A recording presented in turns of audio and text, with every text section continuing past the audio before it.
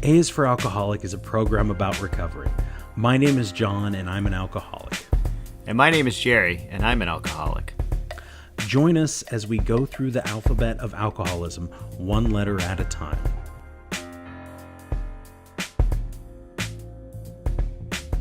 Before we get started, here are a couple of things, Jerry, I'd like to share with the audience. We got this really awesome review and it was great. And not everybody does it. Not everybody has to, but it was really awesome when people do. And the username was Danny Shoe 1. So I just wanted to say thank you, Danny Shoe 1, for the review and the rating. And come find us on Instagram and Facebook and say hi. And yeah, we'd love to hear from you. Check us out, Danny Shoes, when you're done working at the Zappos factory. And I wanted to, Jerry, full disclosure, I think that's kind of important in this particular line of conversation. We're going to do karma today, K for karma, and we already recorded an entire conversation that, due to technical difficulties, was not meant to be. Yeah, no, I guess not. That's a great way of looking at it. Instead of me angrily cooking dinner, being like, fuck. How was dinner? It was delicious. It was delicious. Okay, I'm not as angry now because I ate dinner, and now I feel great. I'm ready. I'm ready for take two. Take two. So I didn't, I don't really want to try and recreate the conversation, but I think that we can hit some of the other finer points. But can you look up the dictionary definition of karma for us there? Do you have that? Karma is from the Sanskrit word karman, which is action or effect or fate, and it is the sum of a person's actions in this and previous states of existence viewed as deciding their fate in future existences. Okay. Yeah. You want an informal definition is destiny or fate, following as effect from cause. Effect from cause, which we should have mentioned the first time around. Well, we've been given a second chance, Jerry.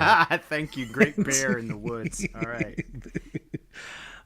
So we wanted to talk about karma in the way of, in the frame of recovery, and I love this idea of action and of different, not planes of existence, but different. What was the definition again? It was different. Oh. It was the sum of a person's actions in this and previous states of existence. Previous states of existence. Yeah. And we talk about being alcoholics. There's definitely previous states of existence. Yes, there was a definite previous state of existence. Absolute drunkenness and debauchery and a lot of pain and a lot of suffering and a lot of dark and heavy emotions. And karma is, I think we both agree that karma is this sort of instantaneous thing. It's not, people think of karma and they think, oh, if you steal a candy bar and then you get caught. Right. Or you rob a bank and then maybe you don't get caught and then you and your partners fight over the money and somebody shoots you in the face because they didn't want to share it with you. Bam. But karma is definitely, for me, a much more internal thing and a much more instantaneous thing. When you lie or cheat or steal, that's that instant feeling, I think, of just feeling bad about it that lingers with you. Yes. And, some people, maybe it doesn't linger with them as long and maybe they don't have problems, but it's there and it adds up.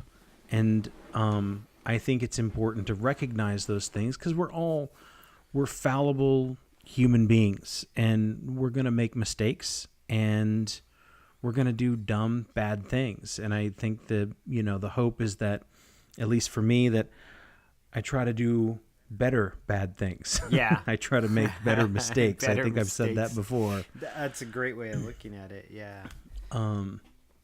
And it's such a funny thing to think about doing good.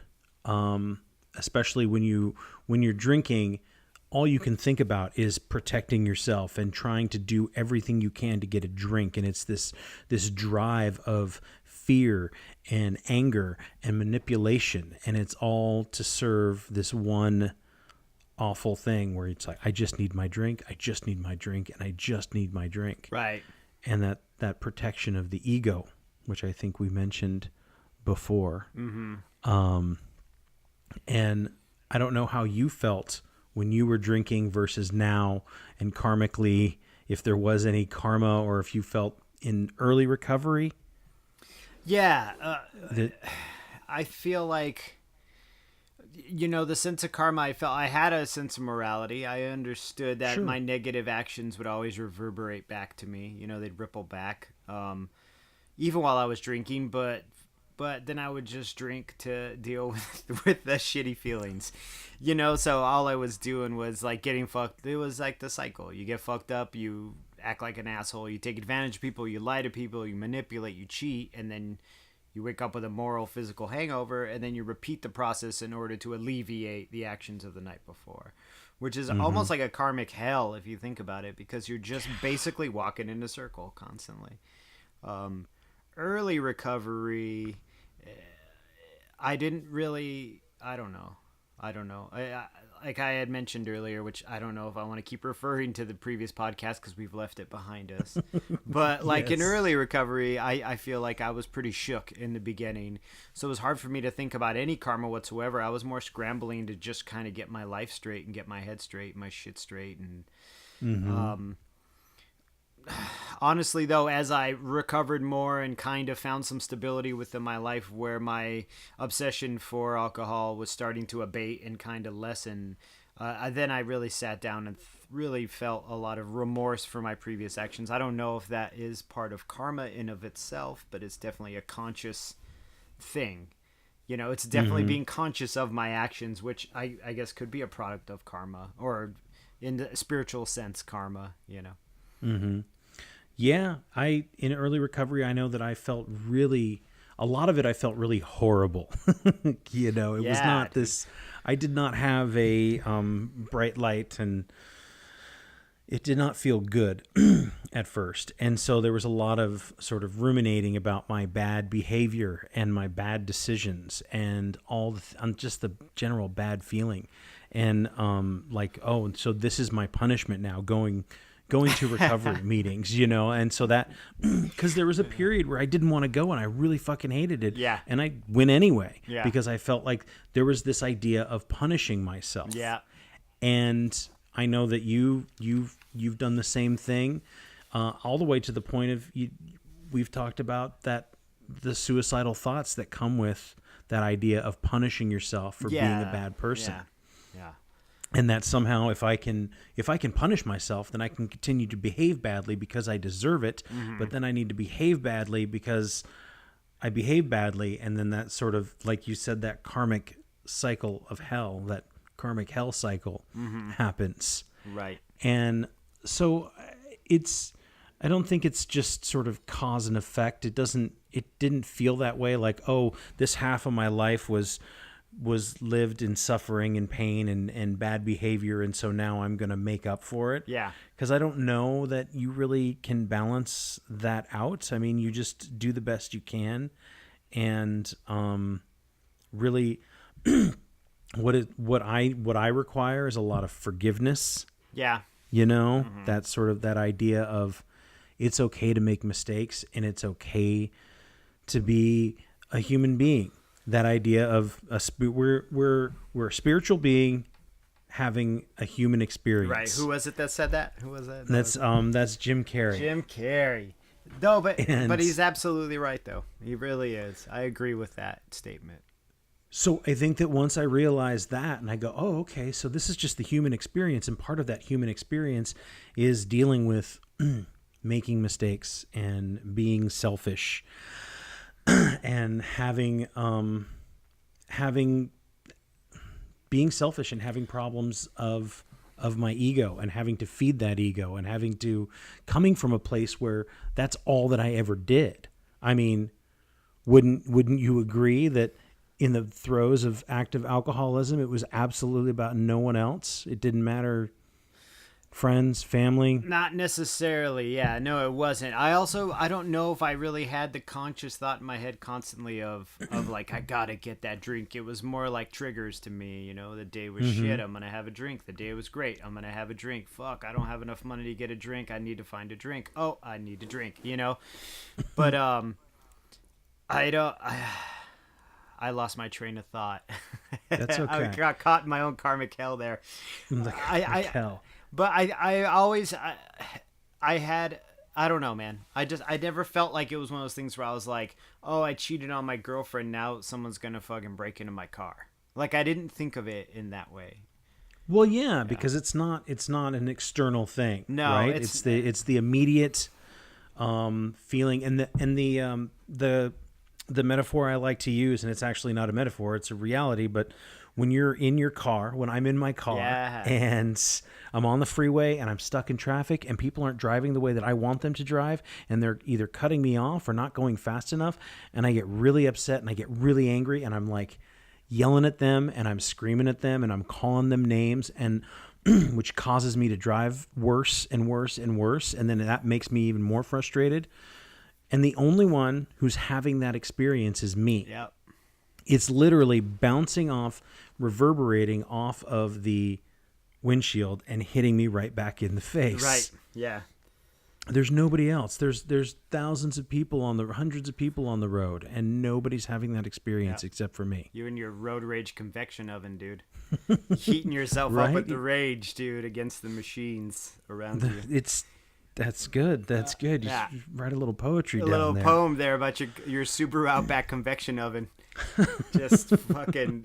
But do you know what I mean? Though. We do it to ourselves. I'd use the analogy of it being a mirror, right? So you're basically reflecting back to yourself what you're putting out. It's weird to talk on because in all honesty, I can't sit here and say, oh, I figured it out. I'm this. I understand karma. I'm completely mindful, because there is so much power in negativity, and there's so much fucking strength in negativity. At least internally, that's what you're thinking. I have power, I have strength. Cynicism is so easy, but cynicism is also very powerful. It's like a vest. It's like a bulletproof vest, because you're like, they won't fuck me over because I'm going to fuck myself over first, or I'm going to fuck over my thinking so that they can't fuck me over. Or the negativity is like, I won't make myself vulnerable, so by being negative, I put up a shield. And then I've just come to expect the worst constantly. And so when you push all that out, that's all you're going to get. It's like when I wrote graffiti for years, and I did graffiti. I was breaking the fucking law. It's what I did. And I found myself hanging around with all manner of criminals, not just graffiti writers. I mean, I was hanging out with drug dealers and people who, professional shoplifters, like you would give them like $40 and be like, go get me some Jankos and a fucking Fresh Jive t-shirt. And they got you, man. You know, nice new starter jacket. New starter jacket, you know, and so I'm around all these people, I'm associating with them, but it's that negativity I'm putting out brings me within a negative element. That criminality I was putting out put me in a criminal element. Now, I don't regret those days. I want to put that out there too, in case one of my old graffiti friends hears this podcast and they're like, oh, fucking Wagner, you sold out. Because I feel like they were beneficial to my personality, but I guess the point I'm trying to make is that in a karmic sense, you push out negative, you're going to get negative back. Negative people will gravitate towards you. And sometimes there can be constructive things made from negativity and from cynicism, but to indulge yourself to the point where it affects every action around you, it affects your quality of life, it affects your mindfulness and what's happening in the moment, that's a huge detriment. I mean, you're just not going to accomplish anything but being like, you know, fuck the world.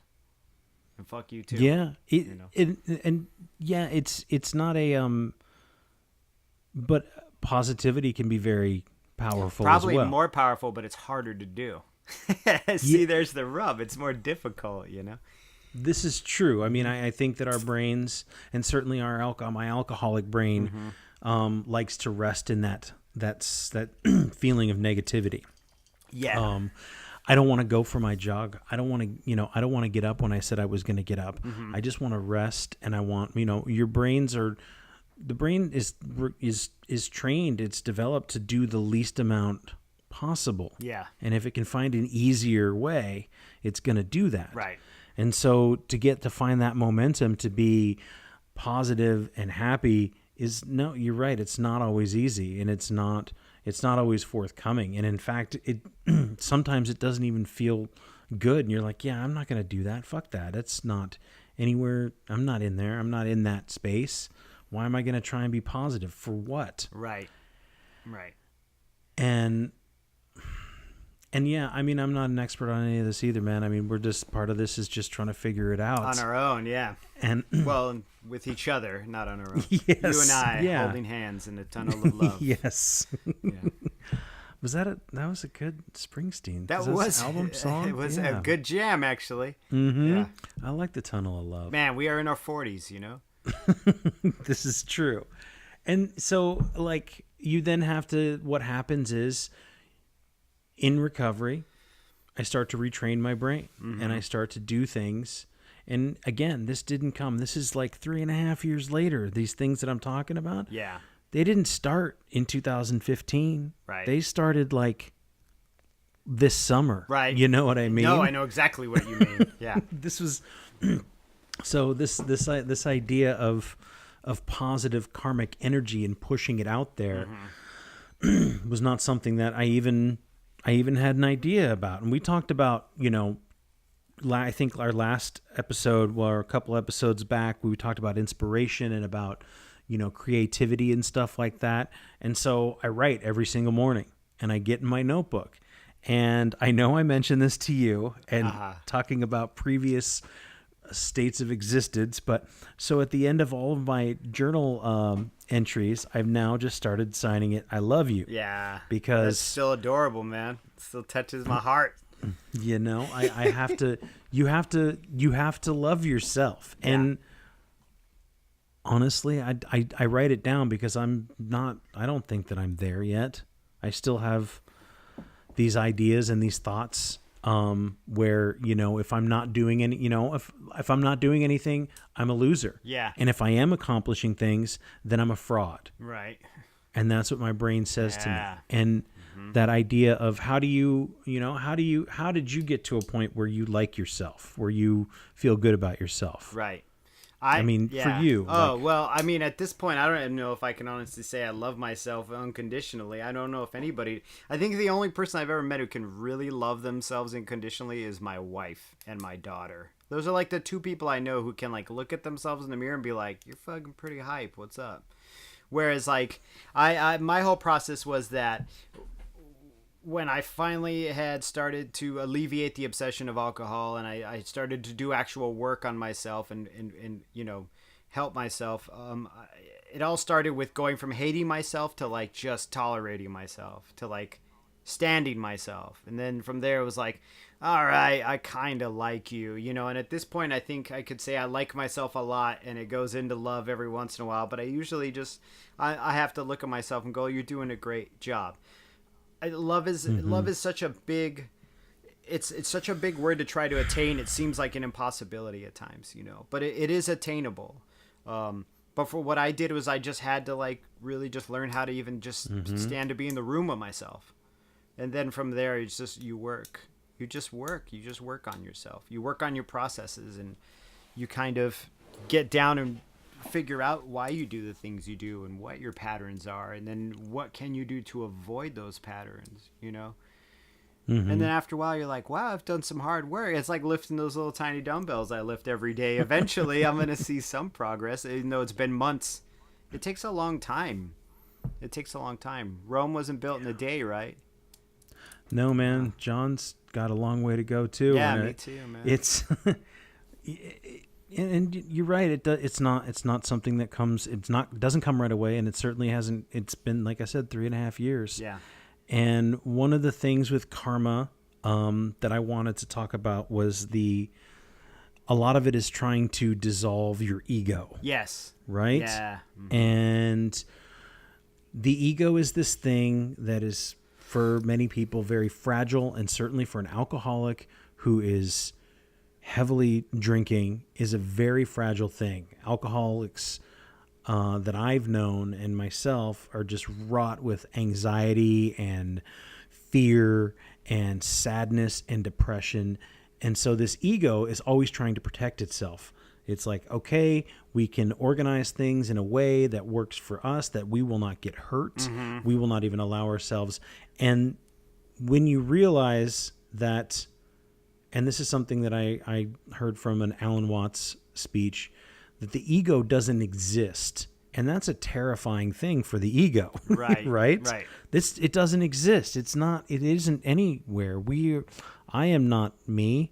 I know that sounds crazy, but the way that I'm trying to understand it, despite my ego, is that I am not myself. Yeah. What was it I used to say that one time when you were tattooing my calf? This is not my leg. I just told this story to a woman the other day. This is not my leg. This is not my leg. This is not my leg. And it hurt. It was like 3.5 hours, and I had to have him stop like 3 times, and and I just kept saying, "This I am not my leg. I am not my leg," and I detached myself from my leg, and I don't know that the pain stopped, but I was able to manage it because I was not my leg. Yes. And so I think in some weird way that I am not myself. I am not my ego. And if I get out of that by pushing out, like you said, positivity into the mirror of the world of life or whatever, the hope is that that positivity will come back. Yeah. Mm-hmm. And what's the best way to get out of your own head and get out of your own ego is to try and be of some kind of service to somebody else. If they're, a person in need. I think you were telling me a story earlier about the woman at the grocery store. Oh, yeah, this poor old lady, man. She was buying groceries, and on the next check stand over, this old woman she was in a motorized scooter, too, the ones, like, she must have unpacked it from her car, because I don't think my Safeway has them motorized scooters, and she was having a heart attack. Or she was having some type of cardiac problem, and there was a guy standing over on the phone calling 911, and then there was a middle-aged woman holding this woman's head against her chest, and it fucking tore my heart out. It tore my heart out. They brought her some aspirin, and they're like, well, we don't have any aspirin behind the counter, and the woman's like, I'll pay for the fucking aspirin. Just bring me the aspirin. Like, come on now, And my sense of empathy for this woman and the fear she must be feeling, even though you're old, you're still a human being. I mean, God, that's a revelation, right? But what I'm saying is, like, you still are conscious of things. This is happening right now. This is, so though that thought was running in tandem of this sense of altruism from these two people, this sense of, like, selflessness was, like, really kind of fucking powerful. It, like, fucked me up. I, like, cried in the car on the way home. I came home and told my wife, and, like, started breaking up, and she's like, are you all right? And I'm like, no, man, it was like two things running tandem with each other, and it's like fucking with my head a little. Like, I was scared for this poor woman. I felt empathy for her because I'm like, I'm gonna be old. Hopefully I'm gonna be old like that one day. My wife will be old like that one day, and also there was this sense of, like, seeing something happening that was really fucking amazing. It was like a fellow person helping out another person they don't know at all, just for the sake of us all being alive at the same time. That's that common thread, is that we're all alive at the same time. I remember I used to say this to you all the time, even while we were drinking and we would go down dark places, I'd like look at you and be like, dude, we're just lucky to all be alive at the same time. Like, we got lucky enough to all be born in the same time period and meet each other and, like, exchange ideas. And then to see that happening, not, just to see these two people who don't even know this woman, like, care for her, it fucked me up, But in a good way and in a sad way, right? Because then the ambulance came, and I was like, man, I need to get out of this parking lot so I don't get boxed in by the ambulance. Which is also another thing, It's like... It's complex. Humans are complex things. And, I mean, I just heard you say, hopefully we'll be, old one day. And I mean, wouldn't you consider that a form of self-love? Yes. Yeah. Oh, absolutely. As opposed to, May of 2014, where I was like, hopefully I don't wake up tomorrow, Yeah. What's the quote? How's life, Jerry? Taken forever, man. Taken forever. There's it reminds me too of there's a Chuck Palahniuk quote from the book Invisible Monsters. And I don't remember exactly how it came about, but they're throwing postcards off the Space Needle. I remember this, but I don't remember the quote though. And he writes something, or she writes something on the postcard to the extent of, when did the future go from being a promise to a threat? Oh yes, I always loved that. Mm-hmm. And so one of the things that I remember, because I was a very, in a lot of ways, very cynical and negative person, or at least I could be. And I was like, what if I flip those? And so somewhere in early recovery, I started thinking like, oh, the promise, or, the future went from being a threat to being a promise, and that there's this hope, this idea of like, yeah, maybe we will get to be old and be together and share some other ideas, and right, whatever it is. Yeah. And it's a lot of heady stuff. And yeah, man, I'm not saying that I know anything more than I've learned from a couple of books I have on my shelf, and life I don't even think that's true. I have a couple. Yeah, I got like maybe one book and like some stuff that I watched on YouTube. You know what I mean? You like watched the Alan Karma Watts, yeah. And no, I love that stuff. So it's really not so much about how much I know about it, and I'm not trying to sit here and preach to anybody or to be an expert witness on the things, but these things come up, man, and it's such a the idea of stacking the karmic chips, Mm-hmm. and it's not something that, and I like this idea that it's not something you can hoard. These chips expire. It's kind of like spoil, right? Yeah, they spoil, right? Yeah. So it's like a garden, right? Mm-hmm. I mean, I guess that's a better analogy life than is a poker garden. chips. Dig it. Yeah. Life is a garden. Dig it. Yeah. You're making T-shirts. I am making T-shirts, but they do spoil. It does. Yeah. So you have to give them away Yeah. to other people. Mm-hmm. So it's like if you got a bunch of produce and you've got too much to eat, you got to share it with your neighbor, Right. in whatever fashion that is. I mean, it's a metaphor, so figure it out, whatever that means to you. But I just try to do good. Do unto others as you would have them do unto you. Right. I mean, I don't think it's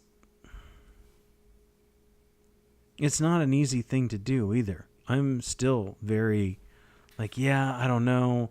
I'll think things like I'll need stuff at the grocery store, and I'll just not go because, oh God, I might run into somebody I know, and then they're going to want to talk to me. And what if they want to shake my hand, or they want to wish me well? And it's like, I don't even want to have the conversation, man. What if they want a hug? I want exactly. And you're like, oh God. And so, like, I don't know what that is. Maybe that's, I don't know what that is. Yeah. But who knows? I mean, I don't know if you have that problem with hugs. I have it all the time. I don't want to touch anybody, and I always feel awkward as fuck talking to people. But I was going to say my concept of karma, and it's a good segue, actually, because my concept of karma was to just start liking myself. Because if I were a broken vessel, I couldn't be able to carry anything around. So I had to kind of do the managing and mending of myself before I could go out into the world and spread the gift that is me, so I think, but I also want to really stress that, like, I don't walk around eternally positive with a smile on my face, or even just a look of contentment or a look of superiority or whatever it is. I'm not positive. I would say I am karmically positive about 20 to 30% of the day, which is an improvement. Hopefully I can get to a point where maybe it's 70, which would be great. I'd be batting big league stuff, but it all has to start with like a pebble. Like you just has to start with that tiny idea and let it calcify and get bigger to the point where you can share it, At least for me personally, Yeah, and you have to be able to give it away. I mean, it feels good, right? Right. When you can actually, like, it always feels good when there comes an opportunity, like, oh, I can just do something. Yeah, and that does, actually, yeah. Somebody said this many years ago, and it always kind of stuck with me. I haven't always followed it, but they said you should never ignore moments of spontaneous generosity. Yeah. Like, if a thought pops in your head that, oh, somebody needs help on the side of the road, or if you could help I don't know, somebody's short in line a couple of bucks Yeah. for groceries, or, you know, a friend calls and you're like, why are you calling me, man? Just text me. And like, Yeah. maybe pick up the phone and, you know, Listen like to what they have maybe to they need a say. ride somewhere. And because you never know where that kind of stuff is going to lead you. One of my favorite sober people in this world, I've never met him, but you know, Danny Trejo. Yeah. I know Danny So Trejo. from Machete, yeah, he's my cousin. Dusk Till Dawn. Yeah. He talks about how he got his movie career got started, and he went to a set to go help out another drunk who was having troubles, and he was like, I don't know if he was his sponsor or they were just friends, and the guy was like, yeah, man, I think I'm just gonna drink, I don't fucking care. And he's like, hang on, I'll be right there. And Danny was just, you know, I think he was still fresh out of prison and trying to stay sober. And he came over there and he talked the guy down, and he was looking the way that he does, you know, covered in tattoos and pock marks. And and at one point the guy who was directing the film said, hey, can you do you want to be in a movie? And he's like, yeah, sure, I guess. And so I guess he was in some sort of fight scene, and they saw him do his thing. Mm-hmm. And then they were like, hey, can you come back and teach our actors how to fight? Uh-huh. And they were like, for $200. He's like, yeah, that's that's it. Yeah. That's all I got to do is teach these kids how to fight. And, you know, he says that anything good that I've gotten in my life has come from helping other people. Mm-hmm. And he uses that story as an example of like, I was there to help somebody and then something just came along. Yeah. So I guess the lesson I give myself, and everybody's different, man, and everyone's in a different spot. And it's just, you've got to put yourself out there to be able to take whatever's going to happen, wherever the karma is, man. It might be floating around waiting to land in your lap. Right. So maybe I shouldn't feel so bad about going to the Whole Foods and running into somebody. Hug all them motherfuckers. Well, I mean, you could be the next Danny Trejo.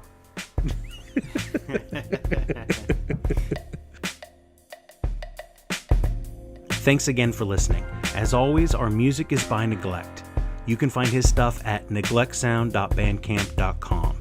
You can find us on Facebook, Instagram, and Twitter. And you can listen to us on iTunes, SoundCloud, and YouTube. And get a hold of us at aisforalcoholic@gmail.com.